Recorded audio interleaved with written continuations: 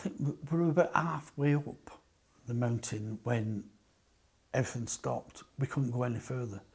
Our forward section was stuck. They were about 10, 15 metres away from a trench in front of them, who were putting up such resistance without getting up and fixing bayonets and charging. We weren't going anywhere. So we were there for quite some time. I looked, the whole of Troop HQ were behind a big rock. I was out in the open because every time we fired, I went. So in the meantime, Paul Jones, or Riz Reddy as I used to call him, he'd taken over. He was our 2-inch mortarman. We didn't take the 2-inch mortar. He was just carrying bombs for the 84. He'd taken over because Jeff had fired another round and burnt his legs on the back blast. Obviously, because I wasn't watching his back then, because I was on a flank.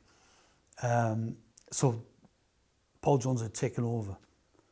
And from behind this rock, he stood up and in the standing position fired the 84 at this trench over the top of our own lads, and it went in and didn't explode. He got down. You should have seen the rounds bouncing off that rock then. Then they fired the Milan, which took out the 50 cal machine gun post. That was a massive help. Why they knew that in the first place, no idea. So that went. Razor then stood up again. They were still under fire because the trench was still resisting, and fired another round over the top. In fact, I missed a bit then because it was my round he fired. I'm out on a flank. I'm in open cover. They're all behind hard cover. Stripey Mike shouts across, "Pat, have you got any rounds left?" Well, I had one. So I said, "Yeah, I've got one." And he said, "Bring it across." And the rounds were bouncing off this fucking rock.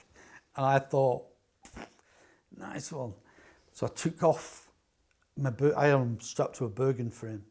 Took off the final round, which was a relief because I was wandering around with high explosives strapped to my back. And then I crawled 10 metres maybe. And he went, "Stop there, don't come any closer." And I thought, I fucking hate. He said, "Throw it." So I knelt up and threw this round, and it soared, stuck nose first, about 3 foot away from where they were. So Jeff Rudge, number one, had to crawl out and get under pretty heavy fire and get that round back. That was the round when Razor stood up and fired it, poof, and it took this trench. When it took this trench out big style. The guy who was in there came out like a demon. He flew out, backlit by the explosion.